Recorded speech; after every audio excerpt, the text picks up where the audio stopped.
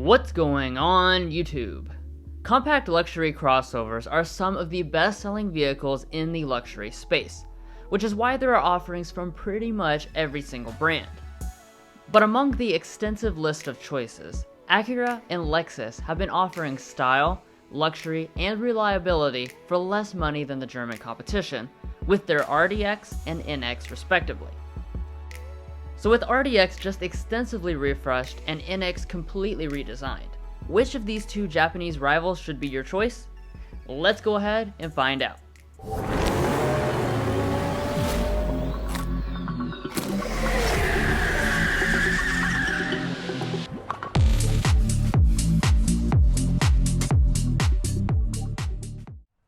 So to get things established here, let's quickly talk about the pricing and option levels. In the case of the RDX, this is a new trim to the lineup called A-Spec Advance, which, as you would expect, combines the two trims together. This fully loaded model rings in at $53,645 after destination. Lexus, on the other hand, allows you to pick and choose options in a more a la carte way instead of trim levels. But after selecting the equivalent luxury features, including the F-Sport Luxury Package, its total climbs slightly above the RDX at $55,325. That makes both of them several $1,000s less than the German players, and we will further evaluate the $1,680 difference later in the value section. But let's get things going here with the exteriors, which are both surprisingly aggressive when you choose these sporty packages. The Acura has a slightly revised version of their signature diamond pentagon grille, with a black mesh inside and some extra gloss black vents punctuating the sides. The second generation NX follows in the footsteps of the first model by having a really bold front end design, with an even larger black spindle grille. It also has large vents off to the side of the grille as well. And as far as the headlights, they are very premium triple beam full LEDs. While the RDX's headlights are also full LED with LED fog lamps, the NX further includes cornering lamps and headlight washers. Moving to the side, both these models are front-wheel drive based. However, they have pretty athletic stances thanks to strong body lines and 20-inch dark finished alloys. As we walk around to the rears, they both look less aggressive than their fronts, and instead go for more sophistication. The NX in particular comes off with a very upscale look, thanks to the new Lexus lettering and full-length LED taillights. By comparison, the RDX's taillights aren't LED for all of its elements, but it does have really large exhaust tips which look sportier than the NX's covered up ones. Both models can tow small loads when properly equipped, but the NX can handle 25% more weight. Now checking out some of the individual features. Both of their mirrors have heating, power folding, and blind spot monitoring, but only the NX's has driver's side auto dimming. In addition to blind spot monitoring, both also include pretty much every other safety system you can think of. Among them are forward emergency braking with pedestrian detection, adaptive cruise control with stop and go, lane keeping assist, and auto high beam headlights. And the last thing on the outside are the warranties, which are identical except for the Lexus offering 2 free complimentary maintenance visits. But anyway, that concludes the outside. So now let's get to the interiors where you'll spend all your time before we take them out for a spin.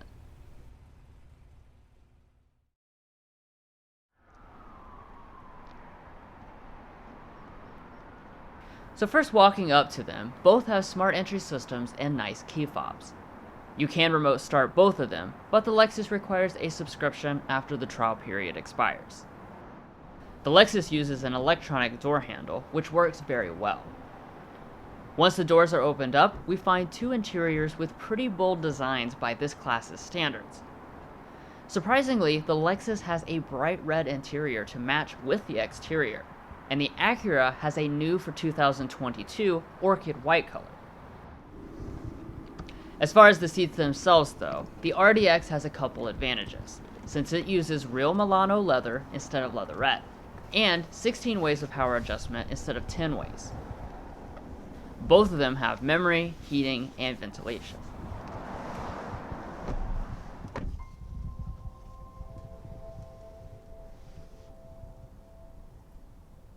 Now once fully inside the cabins, we can begin to inspect the overall material quality.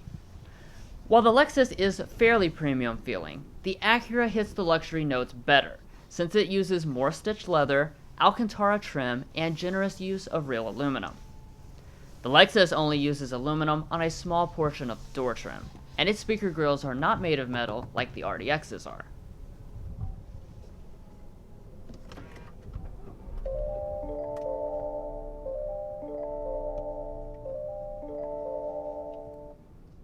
On the surface, it looks like the NX has a full digital gauge cluster, but actually both vehicles are utilizing a 7-inch multifunction display with complementary analog elements. The Lexus does have more design and information customizability though, in terms of both the gauges and the head-up displays. Coming back to the steering wheels, both are leather wrapped with nice thick rims and heating, but the NX also has power adjustment. Another area of importance is interior storage, where both are neck and neck.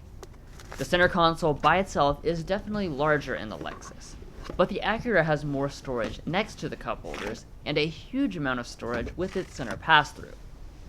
Both also have wireless phone chargers and an abundance of USBs. As is the trend these days, both luxury CUVs have electronic shifters. But I do want to point out that even after living with the NX for a week, the shifter is hard to get used to, since you always have to push to the left before you go into drive or reverse. If you forget and pull straight back like all other shifters, you'll simply go into neutral. This makes the RDX's push-button style a lot more intuitive. When in reverse, both have 360-degree cameras, but the NX renders it much larger on the display. Now as far as the climate controls, both have 3-zone automatic setups, and seats that automatically heat or cool. And now that brings us to the audio systems.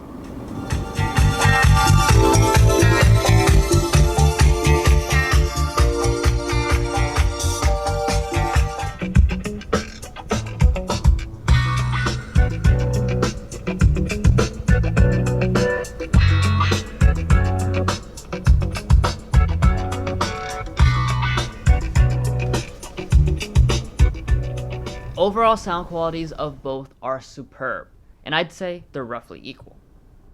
But let's start to get to that display because it really is a huge part of the differences between the NX and the RDX.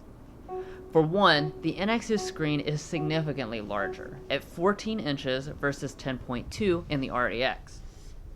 But more important than that is that Lexus has moved to an all-new touchscreen-based interface, which is extremely responsive and easy to use. It is now one of the best options in the industry. But the RDX is using a trackpad-based system and a non-touchscreen, which is much more difficult to adapt to. Finally, to wrap up the interiors, both have auto-dimming rearview mirrors and panoramic sunroofs.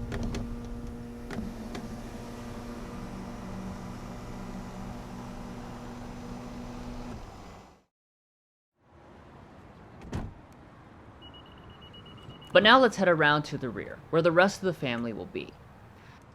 Starting with the measurements, the RDX provides exactly 5% more legroom than the 4-inch shorter NX, as you would expect. Headroom-wise, they're neck and neck. Now let's also talk about the features. Both of them have rear vents and USB ports, but the RDX has a leg up with heated rear seats. Moving out back, both have hands-free power tailgates as equipped. And inside the cargo areas, we have plenty of space, but there's no getting around the fact that the RDX is larger. With both the seats upright and folded, it has 20 to 24% more cargo capacity. Alright, so that's going to end things on the inside, but now let's take them out on the road to see how they stack up. As we head out on the road, you'll notice that both of these balance comfort with a little bit of a sporty edge. They're powered by turbo 4-cylinders, 270 and 275 horsepower, And as expected, they generate the same 6.6 second 0 to 60 time.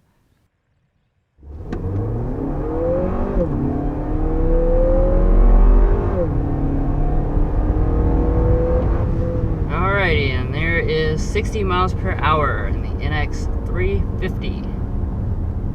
So what we have on board with this is a new engine. So previously we used to have that 2-liter turbo. Now we have a 2.4-liter turbo 4-cylinder with this model. 275 horsepower, 317 pound-feet of torque. Yeah. So it's making pretty good numbers.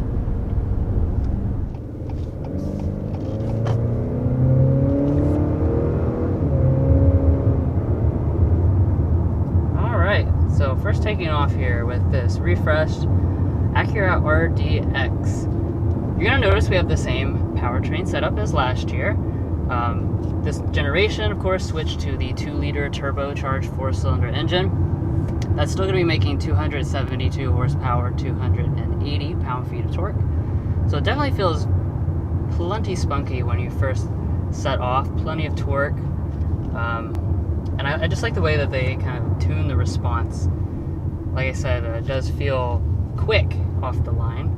As far as the rest of the powertrains, the RDX has a 10-speed automatic transmission, compared to an 8-speed automatic in the Lexus.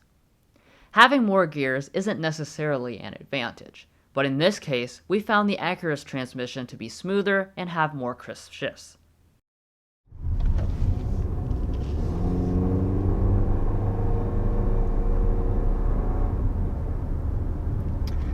And I'll go ahead and talk about the transmission. So we do have an 8-speed automatic transmission on board, like many of the other Lexus and Toyota products. Overall, it's pretty good. I will say there's a little bit of a kind of hesitation or a space between the shifts some of the times, so it can feel a little bit hesitant, I guess is the word I'm looking for, during some situations, but it is mostly responsive. When you put your foot down, after just a second, you are going to get that extra power you need. We're in the normal mode right now, which most people will drive around in. Obviously, it's going to get a little bit more aggressive when we take things into the sport mode and stuff like that.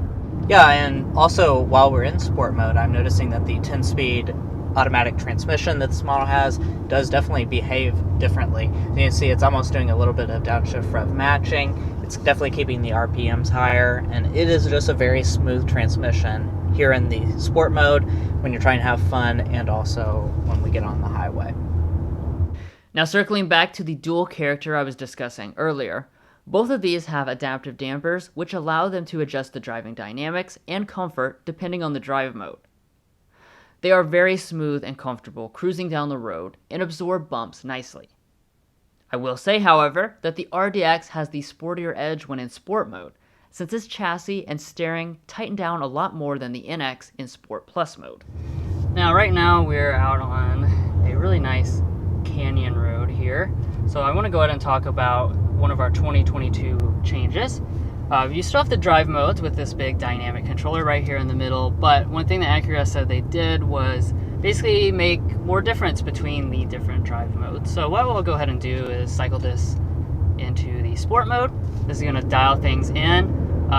The advanced model and the A-Spec Advanced, which is what we're in today, we do have the adaptive dampers with that. Yeah. So that is going to adjust those adaptive dampers as well as many other elements like the steering, throttle response, stuff like that. Which that's certainly nice, because the A-Spec previously did not have the adaptive dampers, so you couldn't get the sport with the adaptive side where you can have the comfort as well as sport combo. And having the adaptability gives you that extra sport that you're, yeah, I mean, I can just tell. Yeah, I mean, you can see how flat this corners as we kind of go through this canyon road. It really holds nicely. As luxury vehicles, we expect the insides of the cabin to be nice and quiet, and indeed both are. During our official decibel readings, they scored almost identical numbers. Except the fact that the RDX had to be tested at a much lower speed, meaning it is the quieter of the two. But we'll go ahead and get a sound level reading here and see what it's going to test at.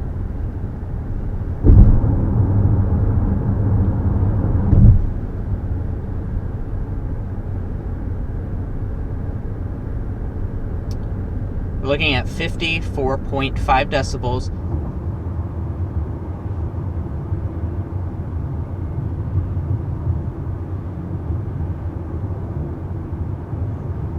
We're looking at 54.9, so that really is a good reading. I don't really remember what we tested the last RDX at. Maybe we can add a box for that, but this is certainly very quiet as far as I can hear just from the seat of my pants.